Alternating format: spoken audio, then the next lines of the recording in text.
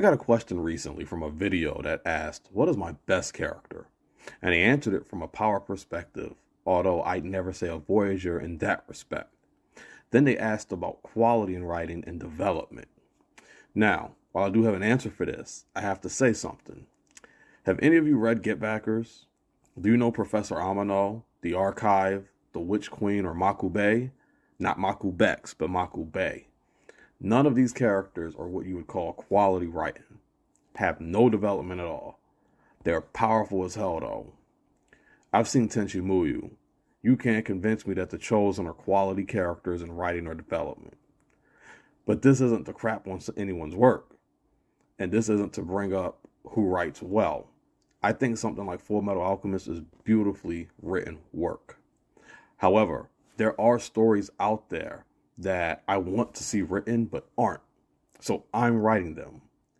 People may not be appealed by what I'm writing about, how I'm writing it, how I'm delivering it, or care about my passion, but I'm writing stories. This is my art. Now, some people like to point out certain things, and I want to discuss that before I give you my other answer. They'll say it's badly written. Generally, I ask what this means. And there's 11 points I've seen, and I want to cover those. One, the intention to win online debates. This is flat out false. However, some of my style was inspired by debates. Two, characters are completely unrelatable. There are some characters that you can relate to, but does every character need to be relatable? You're not about to tell me that you can relate to Galactus, or Cosmic Armor Superman, or Gon from Dark Tower, or the writer from DC Comics. These are what my characters technically are. Or, I'd argue stronger than. Number 3, Infinity. This is one of the biggest arguments. People just don't like seeing Infinity thrown around the way it does. They'd rather me throw it away altogether. Either they don't understand how Infinity works, or they do understand and don't like that it's being used or how it's being used. 4, it doesn't make sense. My writing is pretty blunt and to the point. If it doesn't make sense, you haven't really read what's going on. 5, the dialogue is unnatural. The characters themselves are unnatural for the most part. These characters have surpassed this world description of God or Brahma from Hindu. Plus, I wanted my dialogue to be different than the normal. So the dialogue is going to feel different.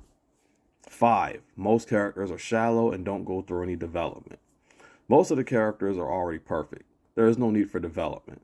But when I say most, I'd argue 80%. But there are plenty of characters who are not shallow and do go through development. Solecism, Light Yesterday, Guidepost to Tomorrow have a lot of characters to name. Number 6, the prose is awkward and very nondescript. This one is weird because people will complain that I don't describe enough, but then complain that I describe too much. Number 7, super exact measurements in the text itself. See my point? This is generally something that I like and something that sets me apart from the normal. It's a question I usually ask when reading or watching something, so it's just a thing I do. I like showing the measurements. Silly amounts of repetition of the word infinity. The whole point is to show just how small it really is. To the characters in my world, using, encompassing, or surpassing infinity is as easy as throwing around a pebble. Number 9, characters stronger than omnipotence. This is one of the biggest problems people have with my work, and quite literally, I don't care.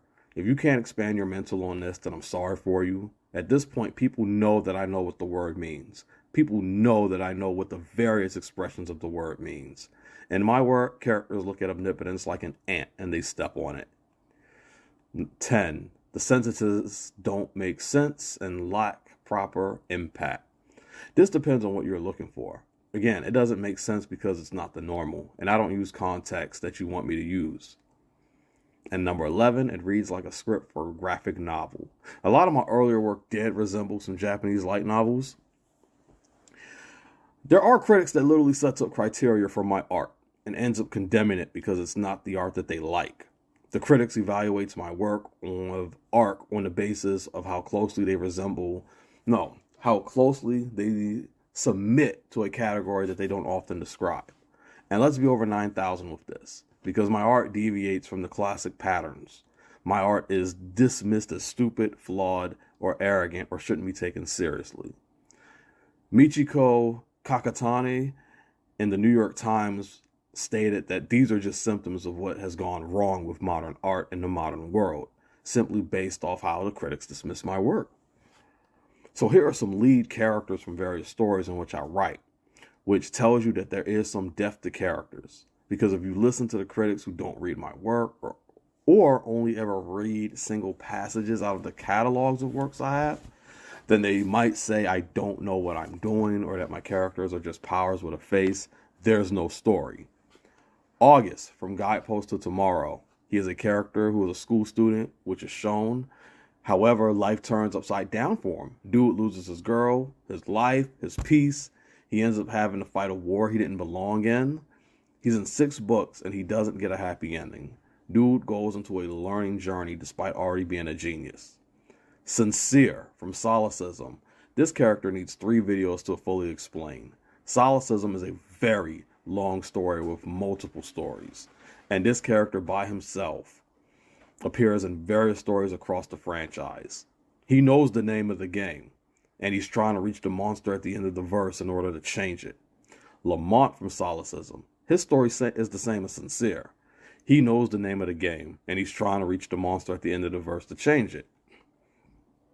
Boy, does he go through a lot, from losing his wife to his child. Shit, losing his wife twice. Nazon Condensa from Dream's Epilogue. He belongs to the Church of Necessary Evil, and while evil is a necessity to him, he is married to a member of 93, a church of the greatest good.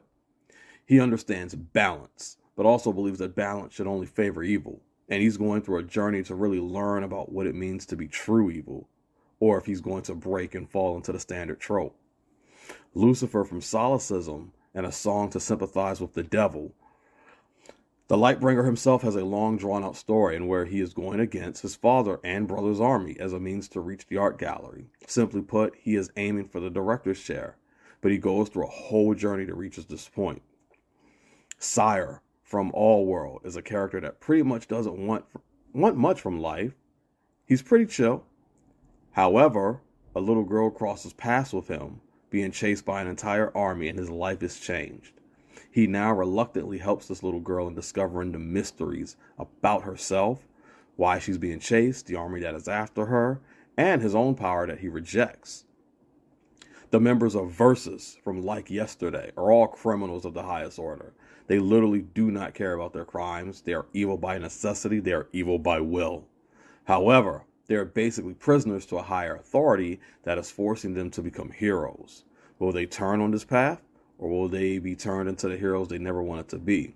It's 14 books of them trying to figure this out, and the story's not done. Chris Storm from Pharos of the End is a character that wants it all to end. He doesn't want to exist. However, he is perfectly immortal. He can't stand for it. He literally steps into pataphysical annihilation events just so his story can come to an end. And he is on a journey to find a way for it all to end, even if he has to pull the strings to set it up himself.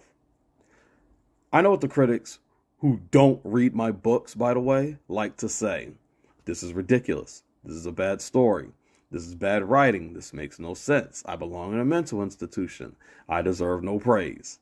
I made it clear from the jump that this story is about challenging the limits of power. I have made it clear that the creator is seeing different narratives. The author appears in Chris Ryan's Spades, and a conversation explains about how the author cannot see anything and thus cannot write everything because of how powerful the characters are. So much happens in Heir to the Stars. There's different types of literary genres in the verse. There's just a whole lot of art in this verse. And I see my fan base constantly growing, which only empowers me to create more art. My style is different. Not everyone is going to embrace it. And that's okay. The Suggsverse refers to a series of books written and published by Lionel Suggs, officially titled Heir to the Stars. Those who have heard of it may know it as a work that focuses excessively on the power levels to the point of surpassing omnipotence on multiple levels, and even that may be an understatement. The main story begins with in-universe author and narrator, the Ace of Spades, leaving his station after creating 7 possible successors and the ensuing power struggles they face to obtain his position.